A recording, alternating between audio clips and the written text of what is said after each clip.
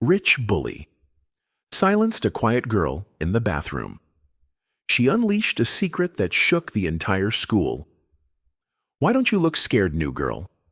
Chase's voice slithered through the cold air of the restroom, just before his shoulder slammed into Zariah's back, knocking her against the porcelain sink. The impact forced a breathless gasp from her lungs, pain radiating through her ribs as her bag spilled onto the stained tiles. A geometry book splashed into a puddle beneath the broken hand dryer. Her reflection, fractured by a crack in the mirror, stared back, eyes wide but dry. No tears. Not yet. Zariah Bennett had only been at Brookridge High for 12 days. Long enough to learn the unspoken rules, short enough to be a target. Slender, soft-spoken, and black, she'd stepped into a school ruled not by the faculty, but by the Whitmore legacy, a last name wrapped in privilege donation plaques and whispered warnings. Chase Whitmore, a senior with a smirk built from generations of immunity, ran the place like it was handed to him with the school crest. Behind him stood Kyle Benson, arms crossed, blocking the exit. Chase leaned in face too close, the mirror doubling his gloating expression. "You walk around like you're better than us? That's cute." His foot nudged her geometry book further into the puddle pages, curling like leaves left in the rain. Zariah stayed silent. Her mother had always told her, stillness can be power. But here, stillness felt like surrender. The smell of bleach couldn't cover the rot in this place, neither physical nor moral.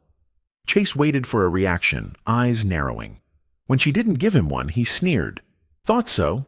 With a flick of his hand, he waved Kyle out. Before leaving, he glanced over his shoulder. "Pick up your trash." As the door swung shut, Zariah collapsed back onto the sink, clutching her ribs. Her breath came in short, shallow bursts, but she refused to cry. She wouldn't hand them that.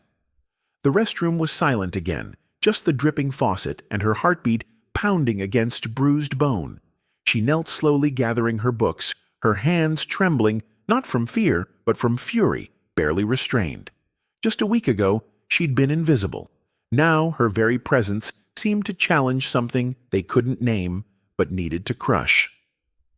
That night alone in her room, Zariah retrieved the letter, yellowed and creased from the back of a family history book her grandfather had mailed before he passed. He'd written about the town's corruption in careful script noting names, dates, quiet payoffs. At the time, she'd brushed it off. Small-town paranoia, maybe. But now, with the bruises blooming on her side and the image of Chase's grin burned into her mind, the names scrawled in the margins pulsed with new relevance. One name in particular, Whitmore. She pressed her fingers against the old paper heart thudding. Her grandfather had warned that silence was how injustice kept winning. And yet, what could a 17-year-old girl do in a school where the cameras conveniently malfunctioned and teachers lowered their eyes? A spark lit inside her, not rage, not yet, but something colder, sharper. She looked around her dim room, lit by the single desk lamp her mom had thrifted. The shadows on the walls danced like ghosts whispering, "If not now, when?" Her gaze landed on a small item beside her lamp, a rusted key she'd found taped under the sink during their move. She didn't know what it unlocked, but she'd kept it her own mystery. Now it felt symbolic. A quiet reminder not all locks are permanent. Some just wait for the right hand to open them.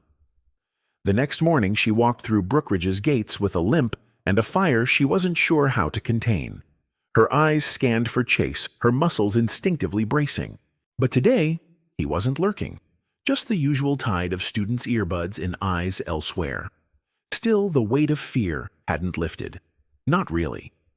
At her locker, she stared at her reflection in the metal, the same fractured look from the mirror resurfacing. But this time, something behind her eyes had changed. Not broken, tempered. Then a voice interrupted her thoughts. "Hey, I saw what they did yesterday." She turned slowly, unsure if the voice was friend or trap. And that was when she met Rosa Liu. "They think they own this place, but I've seen kings fall." Rosa's words landed softly, but they carried weight. Zariah blinked. She wasn't used to being addressed directly by anyone at Brookridge, especially not by someone like Rosa Liu. The girl was quiet, bookish, always sitting alone in the back of the class, her black bob hiding most of her expression. Zariah had noticed her before, but they'd never spoken. "You were in the restroom," Zariah asked cautiously. Rosa gave a small nod. "He didn't see me. I was in the stall. I heard everything." Zariah felt a flush of shame rise in her cheeks, not from what happened, but from being witnessed. "Then you know what kind of monsters they are," she said, her voice lower than she expected. Rosa's eyes met hers. "I know. I've lived it." In that moment, something shifted. An invisible thread tied the two girls together. Victimhood wasn't just shared pain. It was recognition. The bell rang and they parted, but that day Zariah noticed Rosa in ways she hadn't before. They shared glances across class, a nod during lunch. A quiet alliance began to form, unspoken but solid. And for the first time since the shove, Zariah didn't feel completely alone. Still, the unease didn't leave her.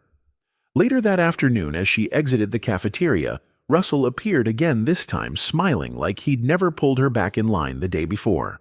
"You're walking around like you forgot how this works?" he murmured, brushing past her. Zariah froze her sandwich untouched in her hand. Eyes followed her, but no one said anything. Back in English, Miss Carlson's voice faded into the background as Zariah stared at the corner of her notebook where her pen had scratched the words, "The key is silence or breaking it." That night, Zariah returned to the letter. Her grandfather's lines blurred under her tired eyes. One phrase stood out now with chilling clarity. "They wear polished shoes but carry dirt beneath their tongues." She scoured every paragraph until she found what she'd missed before, an offhand mention of a donation scheme involving a Whitmore Foundation and local zoning contracts. Her pulse quickened. The connection between Chase and the corruption wasn't just speculation. It had a paper trail. If she could find those records. The rusted key on her desk caught the lamp's glow. Her hand drifted to it unconsciously. Maybe it was just a metaphor. Maybe not. By Friday, Zariah had made up her mind. She had to return to her old house. Her mother had sold it just weeks ago, but the new owners hadn't moved in yet. She remembered boxes left behind in the garage. She remembered the attic. Maybe the evidence still existed. She waited until school ended and avoided eye contact with everyone, including Chase, who watched her from across the quad with eyes like knives. She told her mom she had a group project and took the bus across town, every stop stretching the distance between fear and resolve. When she arrived, the house looked unchanged, still wearing the ghost of her childhood. The side window by the laundry room was still loose. Her fingers worked the latch free, slipping inside with practiced care. Dust filtered through sunlight as her sneakers hit the floor. In the garage, she dug through crates of old books and rusty tools. Her hands scraped against splinters, sweat dampening her back. Then, beneath a pile of yellowed maps and a cracked photo frame, she found a dented metal lockbox. The rusted key slid in with hesitation, then clicked. Inside were receipts, names, dates, a ledger matching zoning approvals with bank deposits, a folder marked W and underlined twice. Zariah's breath hitched. This wasn't just about Chase anymore. This was a blueprint of corruption hiding in plain sight. She took photos of every page, her phone nearly slipping from her hands. As she placed the documents back, she paused, then slid one receipt into her backpack just in case. As she climbed out the window, the streetlights flickered on. And across town, Chase Whitmore looked at his phone screen, frowning. He'd just gotten a text. She was seen near the old house. "You have no idea what you've stumbled into." The words weren't spoken out loud, but they echoed in Zariah's head as she stared at her phone later that night, replaying every image she'd captured from the lockbox. Every number, every signature, every piece of proof that people like Chase didn't just get away with bullying, they were part of something much darker, something generational. Her fingers trembled slightly as she organized the files into a secret folder, naming it simply Key Evidence. A flicker of paranoia crossed her thoughts. What if someone was watching her cloud storage? What if her phone was stolen? She created a backup on a flash drive and slipped it into the same cloth pouch where she now kept the original rusted key. The weight of both pressed like a silent vow in her backpack. At school the next day, things felt off. Chase wasn't strutting through the halls as usual. He was quiet, watching, calculating. At lunch, Zariah saw him whispering to Kyle, his hand gripping Kyle's shoulder just a little too tight. They both glanced toward her. She swallowed. Later in history class, Rosa slipped her a folded note. Meet me by the courtyard after final bell. Alone. Zariah waited. When the last class ended, she made her way to the courtyard's far bench, one that had been broken for years, its concrete base split like a fault line. Rosa sat there, hoodie drawn tight around her face, flipping through a thick novel like she hadn't just summoned someone into a covert meeting. Zariah didn't waste time. I found something, she said flatly. It connects Chase's family to the town's real estate corruption. Bribes, zoning approvals, city council names. She paused, watching Rosa's eyes flicker. My grandfather documented it before he died. He warned me about this town. Rosa closed her book slowly. That's bigger than anything I expected, she whispered. Then added, but it makes sense. My brother. He tried to fight something like this before, at a different school, got expelled for breaking into district records. But what he really did was expose a fund that was misused. She looked at Zariah. They ruined him. He never went back. The silence between them was thick, filled with shared grief neither had voiced until now. Zariah's voice cracked slightly. I'm not trying to be a hero. I just want to breathe without watching my back. Rosa nodded. I know someone, a journalist, small outlet.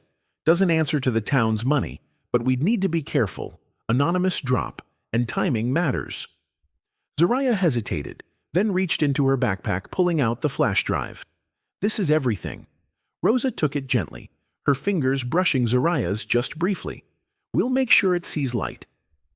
As they stood, Zariah caught her reflection in the courtyard window. Still fractured, still unsure, but her eyes held something new resolve. That night, Zariah lay awake as wind brushed the windows. Her mother had fallen asleep watching TV, unaware of what storm her daughter had stepped into. Zariah clutched the letter from her grandfather under her blanket, rereading the same final line for the 5th time. Silence only strengthens those who profit from wrongdoing. It wasn't just about Chase anymore. It wasn't even about her. It was about the system that trained boys like Chase to believe they were untouchable. The next morning, as she approached her locker, Chase was waiting. His smile was wrong, too wide, too sharp. Heard you've been sneaking around some pretty interesting places, he said softly, almost pleasantly. Old houses, locked garages. You sure you know what you're doing? Zariah stared at him. She wanted to say something, anything, but her throat clenched. Then he leaned closer.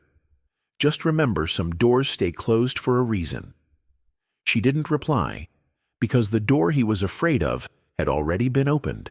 If they find out it was us, we're not just targets, we're threats. Rosa's voice barely broke above a whisper as the file finished uploading.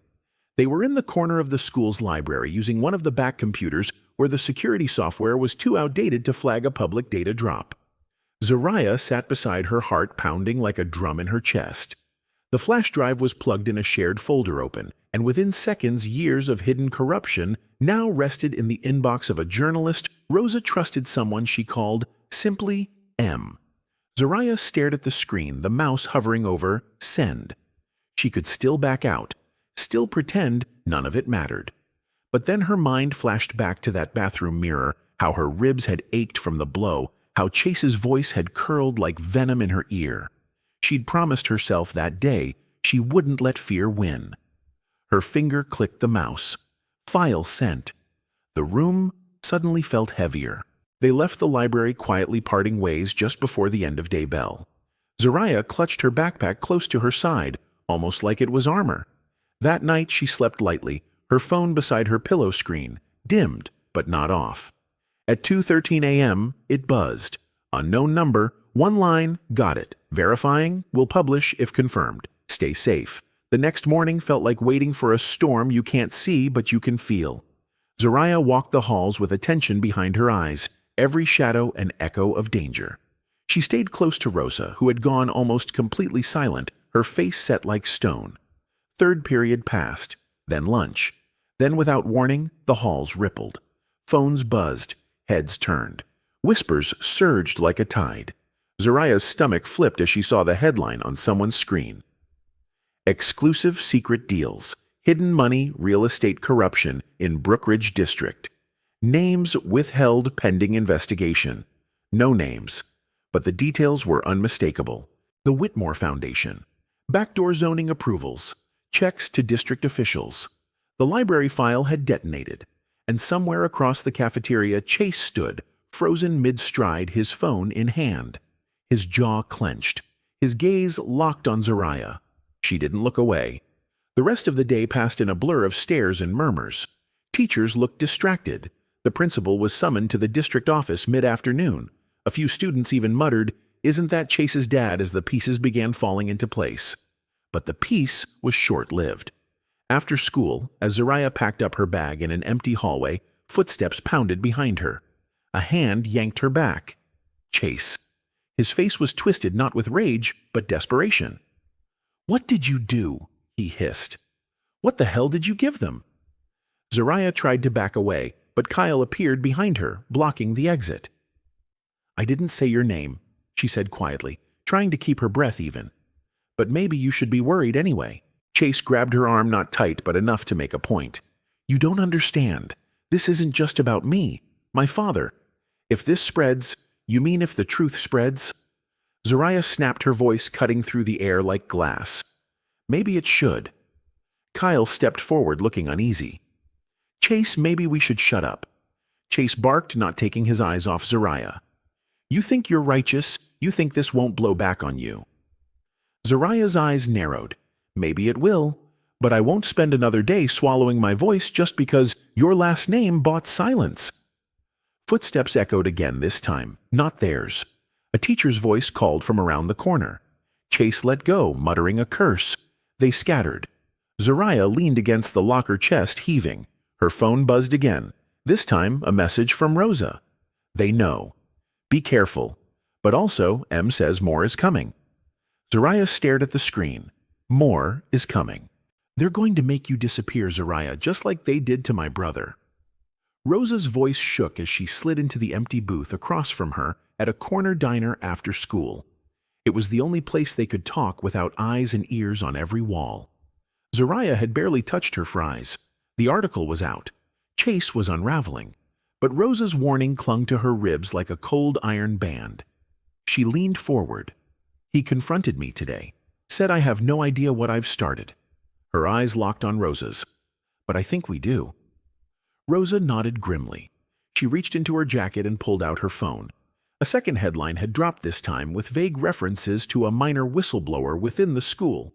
No names, but the tone was different. Sharper, defensive, and laced with coded threats. That night, Zariah checked her bedroom window 3 times before sleeping. A neighborhood watch sticker glared back at her from the glass, but it felt useless. The lockbox key rested under her pillow, now a quiet symbol of everything they were fighting. The next morning, Principal Keating's voice boomed over the intercom. All students must report to homeroom for a special safety update. The halls were deathly still. Zariah took her seat, heart pounding. In homeroom, Keating entered the classroom flanked by 2 men in black suits. "We are aware of rumors and outside news stories affecting our school's image," he said tightly.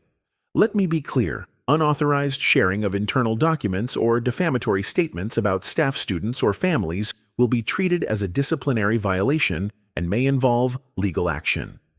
The words defamatory and legal hung in the air like poison. Chase sat 2 rows ahead, his body stiff, eyes forward, but his smirk was gone. Zariah glanced sideways. Rosa was staring down at her hands, jaw clenched. Later that day, Zariah found her locker broken into.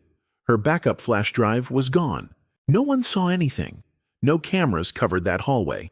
Just like magic erased. But the damage was already done.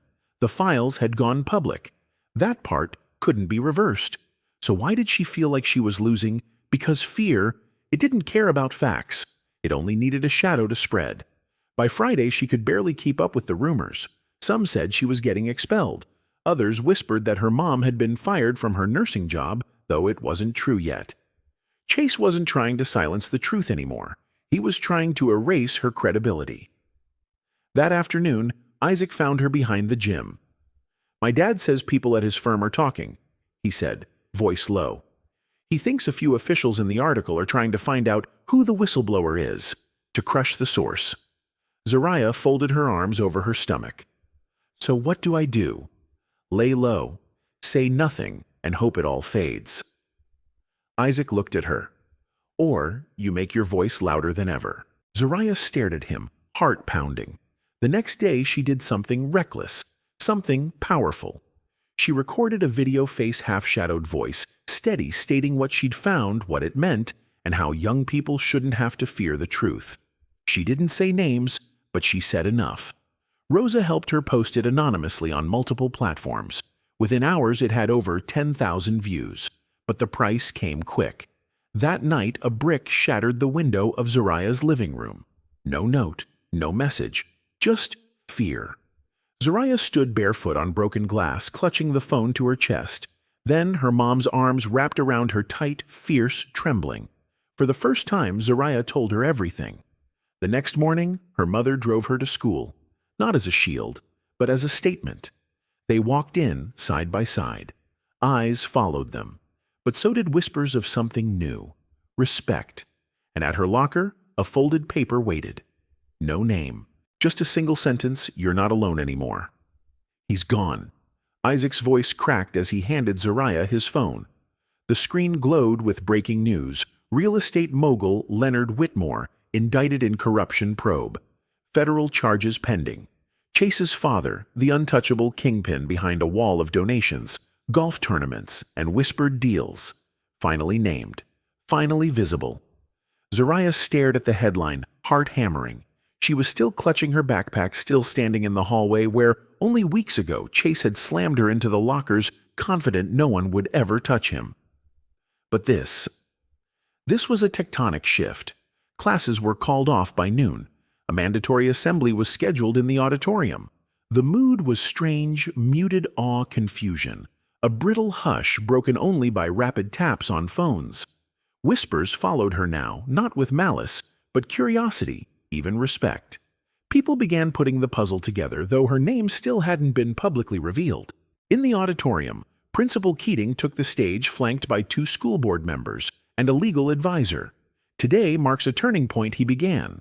Barnwood High and our entire district are committed to rooting out corruption and ensuring a safe environment for every student. If you've been silenced, if you've been afraid, know this. You are not alone anymore. Zariah's hands clenched in her lap. It sounded good. Too good. But then Keating added, "We're suspending several staff for further investigation, and a full independent audit is underway." That sent a ripple through the student body. For once, it wasn't just talk. Still, the shadows hadn't disappeared. Chase hadn't shown up at school in 2 days. But he wasn't done. That night, Zariah's inbox filled with threats, anonymous accounts, all saying the same thing. You think this ends with an article? One email had an address. Her address. The next morning, police cruisers patrolled the street outside her house. Her mom had insisted on it. Zariah didn't argue, but the stress carved her down to the bone. She couldn't sleep, couldn't eat. Her body ached with a constant hum of anxiety. And then a twist she never expected. The journalist who had first published her grandfather's files reached out through Rosa. A cable network wanted to interview the anonymous student whistleblower. They'd mask her face, change her voice, but they wanted her story. National. Rosa's hand trembled as she asked, "Do you want to do this?" Zariah didn't answer right away. She stared at the folder of her grandfather's receipts, the little feather pendant he used to wear now hanging from her backpack zipper, a symbol of quiet resistance. She wasn't just a student anymore, she was a witness, a fighter, a mirror held to power. "I'll do it," she said finally, "but only if they tell it right." The interview aired 2 days later. The internet exploded. Hashtags, articles, think pieces, parents demanding investigations, students from other schools sharing similar stories. The whispers turned to voices, but with exposure came retaliation. The next afternoon, a car followed her home. Same one twice in 1 week. A black SUV with tinted windows. Zariah started sleeping in the living room, lights on. That weekend, Chase finally resurfaced. Not at school, but online. He posted a video, gritty, badly lit, claiming he was being harassed, that his family was being targeted by a witch hunt. He didn't say Zariah's name, but the subtext was clear. And then came the blow. Her school issued a non-disciplinary leave notice. For her safety, they said. It felt like exile. Zariah sat on her bed that night, letter from her grandfather spread out again. One line stood out. Even in silence, the truth has weight.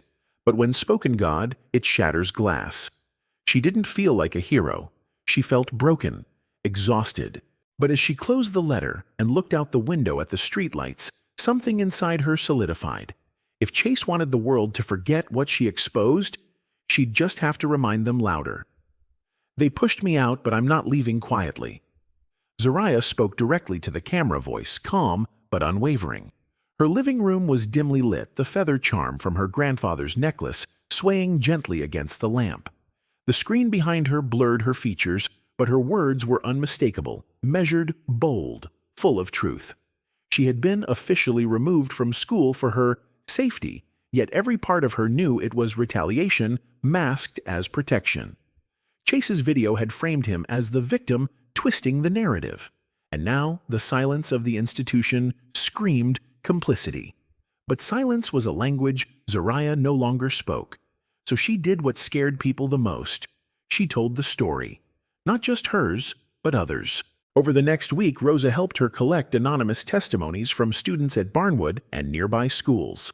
Stories of ignored complaints, whispered racism, teachers who looked the other way. They weren't all connected to Chase's family, but they painted a picture of something broader, a culture of protection for the powerful. Zariah edited a short documentary-style video interlacing these voices with public data, local news clips, and snapshots of her grandfather's files. Her voiceover ended with one haunting line. If a high school is too afraid to confront injustice, what does that teach the next generation about power? The video went viral. National outlets picked it up. Politicians tweeted it.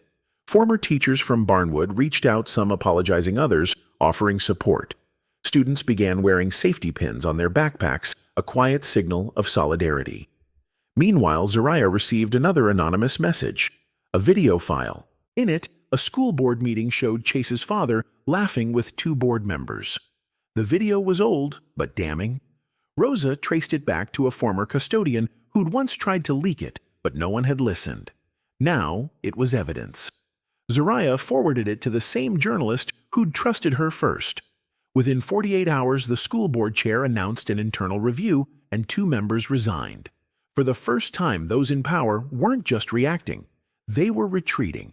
But the weight of being a symbol bore down on Zariah like a storm. Every new view, every message of thanks reminded her how high the stakes had become. She couldn't walk to the corner store without wondering who was watching. One afternoon, a car trailed her 3 blocks before peeling away. Her mom filed a report. Again. But the fear lingered. Still, she pressed forward. Isaac organized a virtual student town hall. Over 300 teens joined from schools across the district. They shared stories, voted on demands, called for protections. It was messy, loud, imperfect, but real. Zariah watched from her room, the screen tiled with brave, nervous faces. "You started this," Isaac messaged her in the chat. She typed back, "We all did. And we're not done." But the biggest twist came quietly in the form of a letter slipped under her front door. No return address, just her name, inside a single printed email chain, between Chase's father and Principal Keating, discussing campaign contributions, promises of student influence, and a chilling sentence. "We'll ensure the girl's situation doesn't escalate further." Zariah stared at it, hand trembling. Her fight hadn't just been with a bully. It had been with an entire machine. She placed the feather charm on top of the letter and whispered, "They underestimated the wrong girl." "So what now, you won, right?" Rosa asked one evening as they sat on the porch, the cicadas buzzing faintly around them. Zariah looked up from her journal where she had just finished scribbling another line from her grandfather's letter. Her answer wasn't simple. It never had been. In the weeks following the exposure of the email chain, Barnwood High became a symbol not just of corruption, but of change. The principal was removed pending investigation. The superintendent announced sweeping reforms. Students began organizing peer-led support groups, demanding their voices be permanently included in district policies. For the first time in recent memory, silence wasn't the school's default setting, but the victory came with scars. Zariah was offered a quiet return to Barnwood. Things are different now, Keating's interim replacement had said, but Zariah politely declined. Not because she was afraid, though the fear still echoed in her bones, but because she had changed. She had outgrown the halls where she was once told to be small. Instead, she took up a part-time mentorship role in a local nonprofit focused on youth advocacy. She helped other teens navigate hostile school climates, shared her story at assemblies, and slowly started outlining a short memoir based on her experiences, her voice, her truth. One morning, as autumn leaves curled brown at the edges, Zariah stood in front of a class of freshmen at another school. She didn't speak as a victim or even a hero. She spoke as a reminder. "Don't let anyone tell you that speaking up is disrespectful," she said. "Respect without truth isn't peace, it's submission." Afterward, a girl lingered at her desk, quiet eyes wide. "They cornered me in the locker room last week," she whispered. "I didn't think anyone would care." Zariah handed her a card with the nonprofit's hotline. "They will. Now." That night, Zariah walked home under a sky full of stars. She stopped at the community mural newly painted on the library wall, an open feather windswept and rising. Her eyes stung, a symbol only she truly understood. Back at home, her mom sat on the couch, news playing softly in the background. Chase's father had been indicted on multiple counts of fraud. No plea deal. No more handshakes behind closed doors. His name, once etched into scholarships and plaques, now stood as a cautionary tale. Chase himself had vanished from public view, reportedly enrolled in a reform program out of state.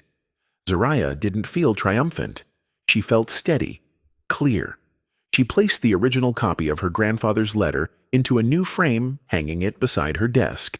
The final line gleamed, "Truth is not the weapon, it's the armor. Wear it well." Rosa visited later that week carrying a small wrapped box. Early birthday, she grinned. Inside was a chain silver delicate with a tiny feather charm just like the one Zariah's grandfather had worn. "Figured you could start your own legend." Zariah smiled, clasping it around her neck. "Not a legend," she said quietly, "just someone who refused to disappear." In that moment, she knew she wasn't defined by what happened in that bathroom, or the fear that followed, or even by the justice she fought for. She was defined by the choice to rise again and again, no matter how heavy the silence around her had once been. And somewhere beneath the dust of old corruption and the echoes of whispered threats, something new had taken root. Not just change, but courage.